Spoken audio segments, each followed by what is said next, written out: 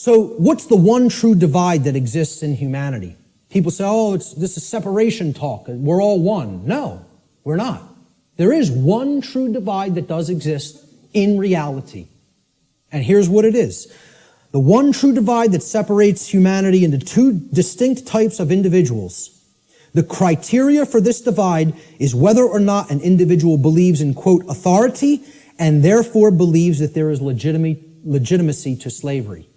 The two groups of people are the people who know slavery is never legitimate and people who believe that it can be legitimate. That's what actually separates humanity. See, all the other things, divide and conquer.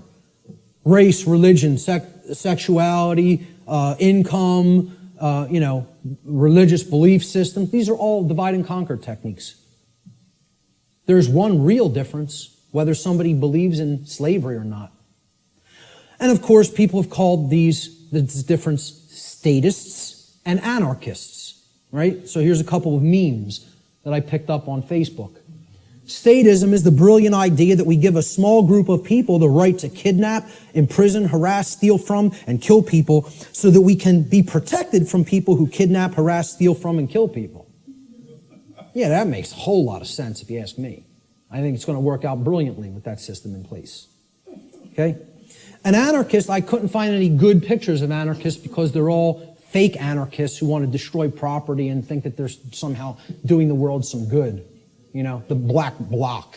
They're really communists in disguise. Okay? When you really boil down to it, they don't know what anarchy is at all. They're just some, Marxists who thinks that that ideology, that junk ideology is some kind of a pathway to freedom. It's a bunch of left-brain clowns who have no understanding of natural law. Now go put your polka dot jumpsuit and some floppy shoes on and go get yourself a nice clown nose. Seriously, because that's what those people are. They're a joke. They're a joke. They don't know the first thing about what freedom is. Not the first thing. Okay?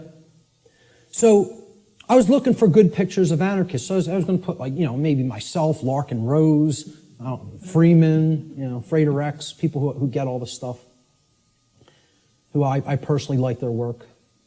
Michael Tessarion, etc. David Icke. But I said, hey, let's put a meme up there that really expresses it. So I found this picture of Jesus, a meme that says, I'm an anarchist, but most of my followers are statists. People who are these fake-ass Christians who believe they somehow are following the teachings of Christ, and they believe in government, they believe in financial institutions, they believe in organized religion. These are the three things that killed Christ, if you even accept the historicity of the event. Who was Christ waging basic conflict with? The Pharisees and Sadducees, the organized religious order and controlling religious orders of his day. Okay? What really got him into deep trouble, he was pissing them off, but they were already on the wane. The old world order was on the way out, and the new world order was already on the way in at that time.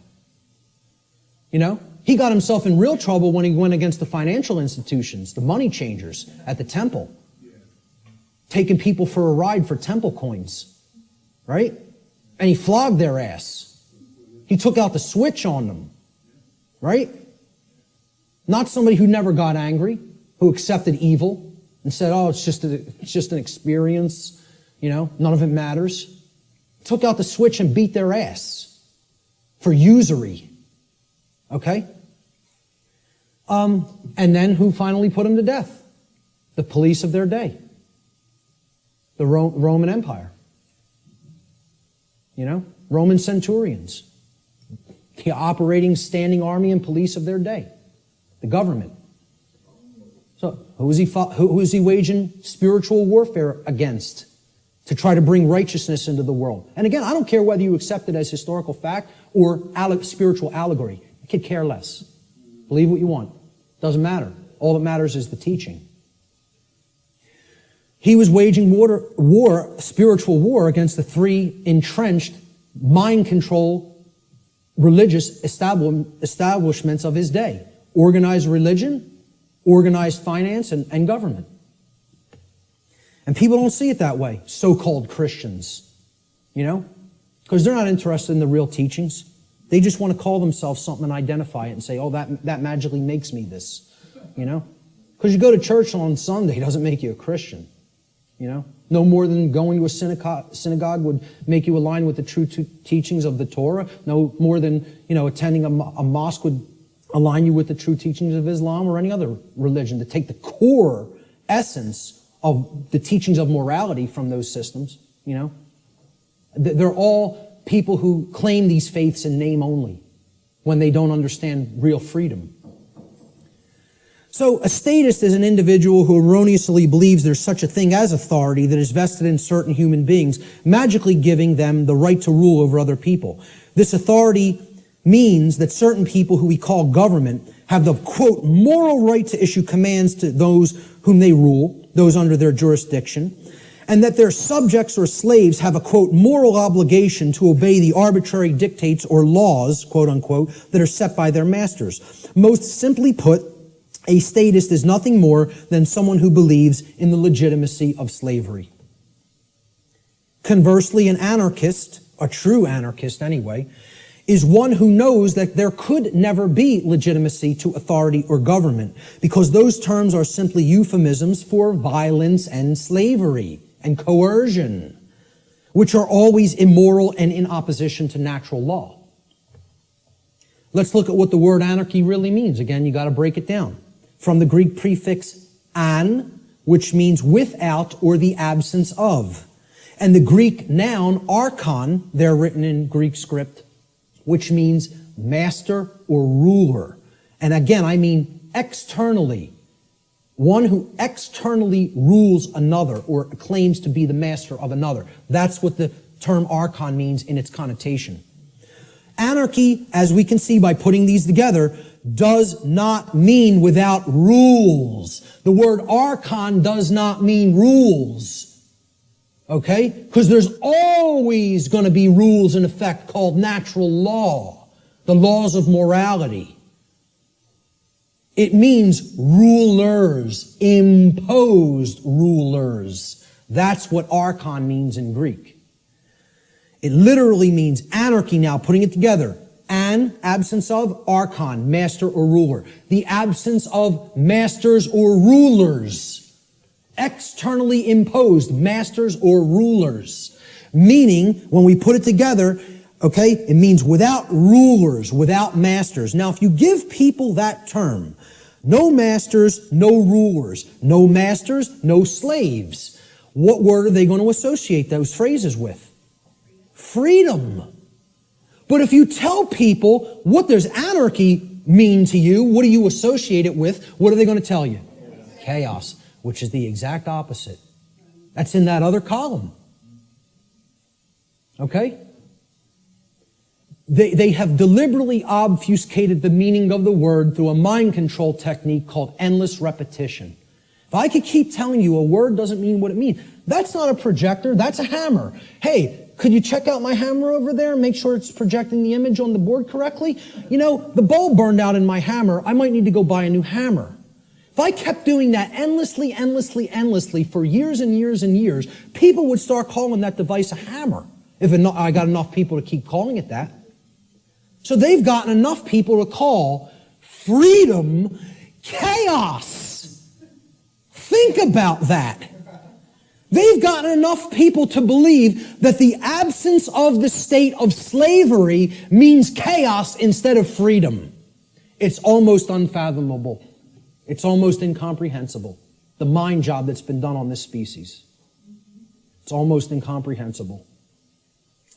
Anarchy is the state of existence where there are no masters and no slaves. Therefore, what it really means is the absence of slavery, or in other words, true freedom. That's all it means. I prefer to call it anarchony, okay? Keeping the entire word archon instead of taking out the O-N, okay? If we keep that there and call it anarchony, and I say I'm an anarchonist, people will ask, well, what the hell is that? And then you could really break the word down and say the absence of archons, the absence of those who would claim to be masters over a population of slaves. That's what an anarchist is. It's saying that's illegitimate, that's unnecessary, and that we need to do away with that state of existence. Okay? So we look at these two, this true divide again, the statist and the anarchist. I call the statist the archonist.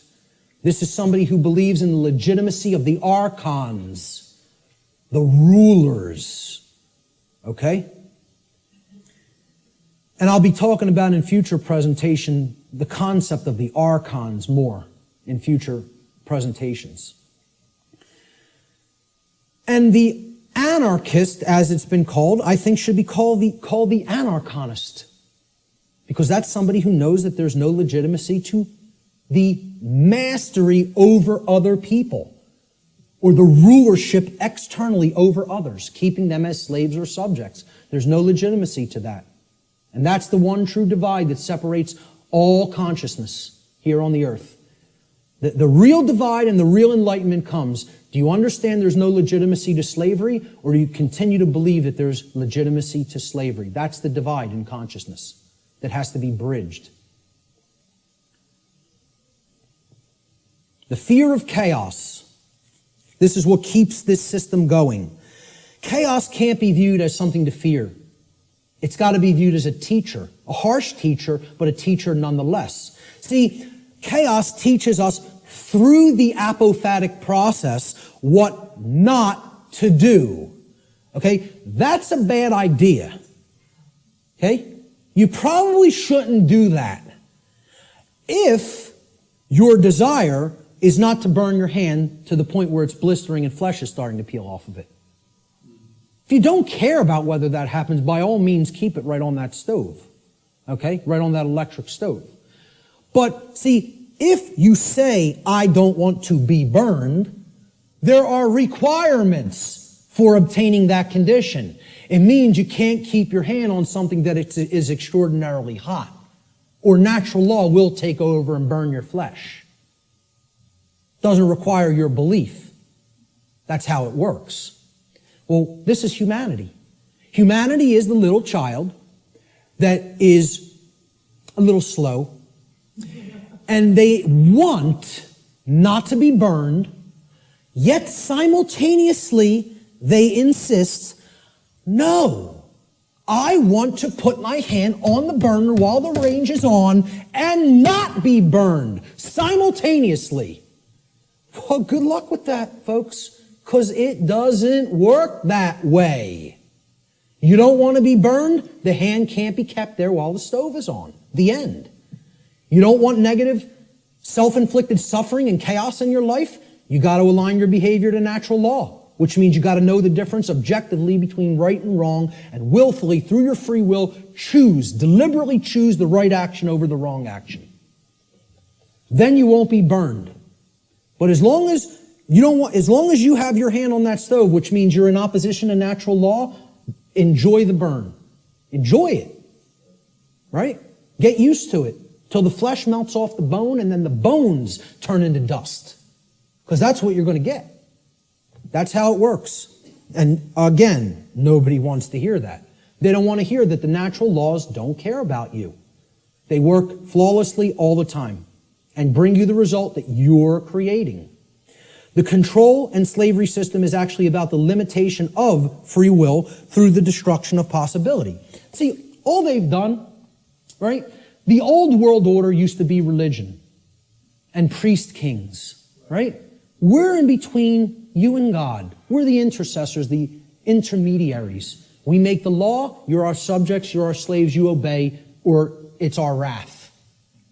All they've done is take the concept of a singular ruler, which was the old world order, and they've converted it into the concept of now there's a ruling class called government that gets to make up what we tell you you may or may not do. Okay? And they're up here at the top of the pyramid now. That's all. They turned it from a monarchy to somewhat of an oligarchy. But it's the same concept. We're the moral masters that you have a moral obligation to obey, and you're the slave class, that has an obligation to obey our commands. That's it. Nothing changed. All they did is say, well, no, people don't no longer believe in the priest king, so we need to create an institution where this quote-unquote authority is seemingly diffused through many people. It's always been nonsense. It's always been mind control.